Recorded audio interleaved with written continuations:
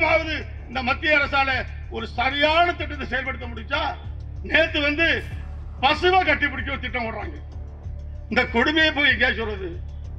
பசுவை அழைத்தலாம் போட்டுச்சு ஒரு மாடு, அத கால் ஒடிச்சு ஒருத்தனுக்கு போட்டுச்சு முன்னால கட்ட கொட்ட எல்லாம் போச்சு ஒருத்தருக்கு.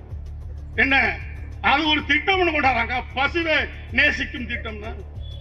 ஏன்னா மாடை புடிச்சு கட்டு பாலை பிச்சு வீயி இதுதான் பண்ற இதை ஒரு சட்டமா கொண்டாடுறேன். முட்டா பயில வச்சு என்ன இவங்களை வச்சு எப்படி நீங்க நம்ம இவங்களை பார்த்துட்டு வேடிக்கை பார்க்கறது?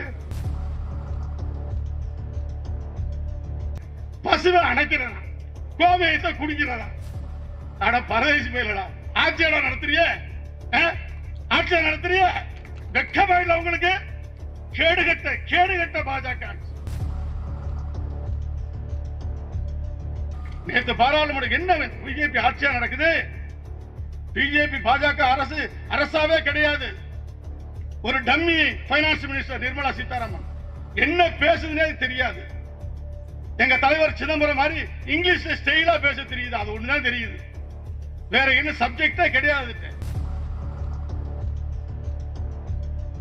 தமிழகத்தில் ஜீரோவா இருக்கிற பாஜக அரசு இங்க மாறுதட்டிக்கிட்டு இருக்கிற நாள் சொன்ன மாதிரி அழகா சொன்னார் அண்ணன்.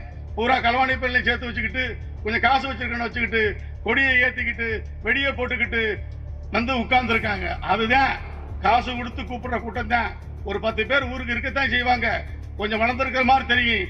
ஆனால் அவங்களால எந்த இடத்தையுமே பிடிக்க முடியாது. காங்கிரஸ் கட்சிக்கு முன்னால எதுவுமே அவங்க நிக்க முடியாது. காரணம் இது கட்சி இல்ல. வாணி இப்ராஹிம் சொன்ன மாதிரி இது வரலாறு. இப்ப ராகுல் காந்தியோட பாத யாத்திரைனால நம்ம மிச்சமான உச்சத்துக்கு போய்கிட்டு இருக்கோம்.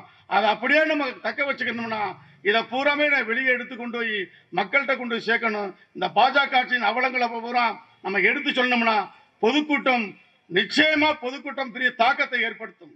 என்னதான் சோசியல் மீடியா, என்னதான் நீங்க ட்விட்டர், என்னதான் இன்ஸ்டாகிராம் இருந்தாலும் பொதுக்கூட்டம் தெருமுனை பிரச்சாரம், மேடை பேச்சு இதுதான் மக்கள்கிட்ட கொண்டு முழுமையா இந்த காங்கிரஸ் கட்சியோட பயண சேர்க்குங்கிறதுல எந்தவித ஐயமும் இல்லை. அதை விரிவா பேசுறதுக்கு சிறப்பு பேச்சாளர் அருமை அண்ணன் வழக்கறிஞர் அல்புகாரி அவர்கள் இங்கே வந்திருக்கிறார். ஏன்னா அவங்க நாங்கள் சீக்கிரம் பேசி முடிக்கணும். ஏன்னா அவங்க பேச்ச நான் கேள்விப்பட்டிருக்கேன், பிரமாதமா பேசுவாங்க. அதாவது இந்த மக்களை இந்த கட்சியை பத்தி எப்படி கொண்டு போய் சேர்க்கறதுங்கிறத ஒரு ட்ரைனிங் இன்ஸ்டியூட்டாவே பேசுவாங்கிறத நான் கேள்விப்பட்டிருக்கேன். அவங்க பேச்சுக்காண்டி தான் இப்ப எல்லாமே ஸ்பீடா பேசி முடிக்க போறோம். எல்லாரும் முதல்ல பாஜக ஏதோ பெரிய வளர்ந்து வருது, ஏதோ பெரிய ஒரு திசை நோக்கி போயிட்டு இருக்குன்னு ஒரு போலி பிம்பத்தை உருவாக்குகிறது இந்த பாஜக அரசு. குறிப்பா தமிழகத்தில் ஜீரோவா இருக்கிற பாஜக அரசு இங்க மாறுதட்டிக்கிட்டு இருக்கிற நாள் சொன்ன மாதிரி அழகா சொன்னார் அண்ணன். பூரா களவாணி பள்ளியை சேர்த்து வச்சுக்கிட்டு கொஞ்சம் காசு வச்சிருக்கணும் வச்சுக்கிட்டு கொடியை ஏத்திக்கிட்டு வெடியை போட்டுக்கிட்டு உட்கார்ந்து இருக்காங்க. அதுதான் காசு கொடுத்து கூப்பிடுற கூட்டம் தான். ஒரு 10 பேர் ஊருக்கு இருக்கத்தான் செய்வாங்க, கொஞ்சம் வளர்ந்திருக்கிற மாதிரி தெரியும். ஆனால் அவங்களால எந்த இடத்தையுமே பிடிக்க முடியாது. காங்கிரஸ் கட்சிக்கு முன்னால எதுவுமே அவங்க நிக்க முடியாது. காரணம் இது கட்சி இல்ல. வாணி இப்ராஹிம் சொன்ன மாதிரி இது வரலாறு. காங்கிரஸ் கட்சிங்கிறது பெரிய சரித்திரம். ராகுல் காந்தி ஆட்சியை பிடிக்கிறதுக்காண்டியோ இல்ல அவருக்கு தனிப்பட்ட பேர் வர்றதுக்காண்டியோ இவ்வளவு பெரிய சாதனை அவர் செய்யல. உலகமே பார்த்து வியக்குது எப்படியா நடந்தாருன்னு. வெறும் டிஷர்ட் மைனஸ் டிகிரி பணியில வெள்ளை டிஷர்ட் போடு. அத கூட சொன்னாங்க டிஷர்ட்டுக்குள்ள ஏதோ இருக்கு, டிஷர்ட்டுக்குள்ள ஏதோ இருக்கு. என்ன இருக்கு? பாமாடா இருக்கு, என்ன இருக்கு? ஒண்ணும் இல்ல. டிஷர்ட்டுக்குள்ள அதுக்கு பிரச்சனை, போற வழியில கொரோனான்னு பிரச்சனை. எல்லாம் தடுத்து தடுத்து தடுத்து அவருக்கு முடிஞ்சா தடுத்து பாருன்னு ஒரே முடிவோட ராகுல் காந்தி சரியான ஒரு இடத்தை பிடிச்சு இந்த நாட்டு மக்களை காப்பாத்துறதுக்காண்டி, இந்த நாட்டை அந்த தீய சக்தியிலிருந்து காப்பாற்றணுங்கிற ஒரே வெறியோட அந்த பாத யாத்திரையை நடத்தி முடிச்சிருக்காரு. உலகமே பார்த்து வியக்குது. இவர் என்ன மனுஷனா, தெய்வ பிறவியா, என்ன பிறவி இவர்? எப்படி நடக்க முடிஞ்சிச்சு? சாதாரண விஷயம் இல்லைங்க. 22 கிலோமீட்டர் சொல்றோம். நீங்க ரெகுலரா நடந்து பார்த்தா தான் தெரியும். காடு, மலை, மேடு, இந்த பனி. அவர் ஆரம்பிச்ச நேரம், அவர் முடிச்ச நேரம் கடுமையான பனி. அதோட சேர்ந்து நம்ம மக்களும் போனாங்க பாருங்க. தமிழ்நாட்டில இருந்து 10-15 பேர் போயிருக்காங்க. அதுல ஒரு எம்பி இறந்து போயிட்டாரு, 2 பேரும் இறந்திருக்காங்க. இது போக இருக்கிற பெண்கள் ஏன் நம்ம மகளிரணி மாநிலத்திலே கூட போயிருக்காங்க. சாதாரண விஷயமா எடுத்துக்க முடியாது நடந்ததை. அதனாலதான் ஆம்ஸ்ட்ராங்கை பத்தி திருப்பி திருப்பி பேச வேண்டியா இருக்கு. இதை அவ்வளவு ஈஸியா எடுத்துக்க முடியாது. சும்மா பேசலாம், அதை செயல்படுத்தும் போதுதான் அதனுடைய வீரியம் தெரியும். இன்னைக்கு சிக்கல்ல இன்னைக்கு பல பேரு காங்கிரஸ் கட்சிக்கு இந்த கூட்டம் சேர்த்திருக்காருன்னா அமீனுக்கு நிச்சயமா ஒரு நன்றி மீண்டும் ஒரு கைதட்டல் அவர் கொடுத்துதான் ஆகணும். நேற்று பாராளுமன்ற என்ன பிஜேபி ஆட்சியா நடக்குது. பிஜேபி பாஜக அரசாவே கிடையாது. ஒரு dummy finance minister Nirmala Sitharaman என்ன பேசுதுன்னே தெரியாது. எங்க தலைவர் சிதம்பரம் மாதிரி இங்கிலீஷ்ல ஸ்டைலா பேச தெரியுது, அது ஒண்ணுதான் தெரியுது. வேற என்ன சப்ஜெக்டே கிடையாது. நேத்து இவருக்கு டிஆர் பாலு திமுக எம்பி கேட்கிறாரு, எங்கயா மதுரையில எய்ம்ஸ் அறிவிச்சலையா? ஏதோ ஒரு திட்டம் எங்க எய்ம்ஸ் எங்கன்னு கேட்டா அவர் நடந்துகிட்டு இருக்கிறார். எய்ம்ஸ் வேலை மதுரையில உங்களுக்காக தெரியுமா? எங்கேயாவது மதுரையில எய்ம்ஸ் நடக்குதா? பார்லிமெண்ட்ல போய் சொன்னாங்க. அந்த மினிஸ்டர் பேர் மாண்டேவியா, என்ன மாண்டேவியா, பார்லிமெண்ட்ல போய் சொன்னாங்க. அந்த ஒரு மத்திய சுகாதாரத்துறை அமைச்சர் எவ்வளவு பெரிய பொய்.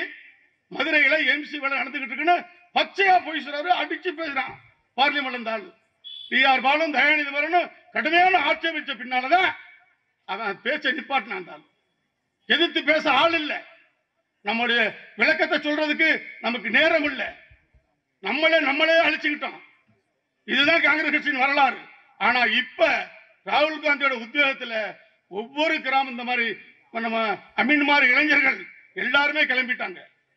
இனி இந்த கூட்டம் இனி ஒவ்வொரு ஏரியாவுக்கும் வந்திருக்காங்க. வட்டாரத்தில் எல்லாம் முக்கியமான நல்லா வந்திருக்காங்க. நிச்சயமா செயல்படுத்துவாங்க.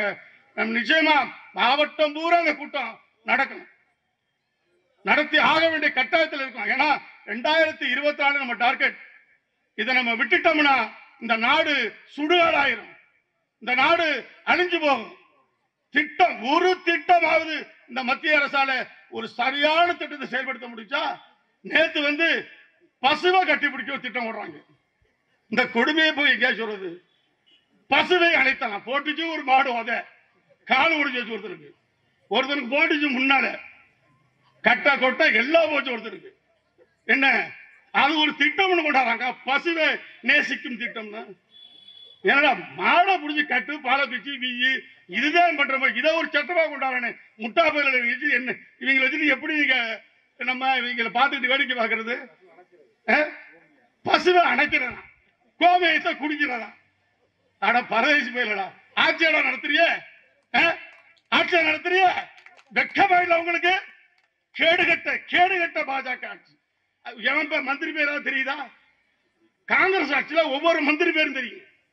இந்த பிஜேபி ஆட்சி 9 வருஷம் ஆள்றாங்க. ஒரு மந்திரி பேர் சொல்லுங்க. இப்ப எங்க ஆம்ஸ்ட்ராங்கை கேட்டேன், அந்த ஹெல்த் மினிஸ்டர் பேர் என்ன? இதை கூகுள்ல பார்த்து சொல்றாப்புல இருக்கு. பேர் வர மாட்டேங்குது, பேர் தெரியல. அந்த லட்சணத்துல இருக்கான் மந்திரி எல்லாம். என்ன இந்த அண்ணாமலை படுத்துற பாடு ஒருத்தர் இருக்காப்பா, அவன் உலகத்திலே இல்லாத தலைவர் மாதிரி பார்த்தா நாடகன் ஊருக்காரு பூரா கல்யாணம் பேர் ராமநாதன் மாவட்டத்தை எடுத்துங்க. ஒரு 20 பேர் பேர் சொல்ல மாட்டேன்னா பூராவே சீட்டிங் பார்த்து 2 பேர் சொன்னா என்ன அடிப்பாங்க. அங்கே விட்டுட்டு ஓடி பேரு அவன் அந்த குரூப்னு என்ன விட்டுட்டு நீங்க வருவீங்க என்ன? அதனால நான் என்ன சொல்றேன், அவங்க சும்மா பந்தா பண்ணுவாங்க, போக்கஸ் பண்ணுவாங்க, ஷூக்கு வாங்கிப்பாங்க. அதுக்கெல்லாம் பயப்படுற கட்சி காங்கிரஸ் கட்சி கிடையாது. என்ன அதனால நம்ம நம்மளுடைய திறமைகளையோ நம்முடைய கொள்கைகளையோ எடுத்து சொல்லணும். எடுத்து சொல்றது மட்டும் பத்தாது, நம்முடைய நிலைமைகளை நன்கு நம்ம ஆராயணும். நம்ம காங்கிரஸ் கட்சி இதுதான் துவக்கம். சிக்கல் இருந்து சிக்கலை எடுத்தாச்சு. காங்கிரஸ் கட்சியோட சிக்கல் இருந்து எடுத்து ஆர்வமா இருக்கு. இது 2024 பாராளுமன்ற தேர்தல் வர ராகுல் காந்தி பிரதமரா உட்கார வைக்கிறது வரைக்கும் நம்ம ஓயாம தொடர்ந்து இந்த மாதிரி பொதுக்கூட்டம் நடத்தணும், மக்களுக்கு விஷயத்தை எடுத்து சொல்லணும். நிறைய பேர் பின்னால பேசுறதுனால நான் இதோட என்னுடைய வாய்ப்புக்கு நன்றி கூறி விடைபெறுகிறேன். நன்றி, வணக்கம்.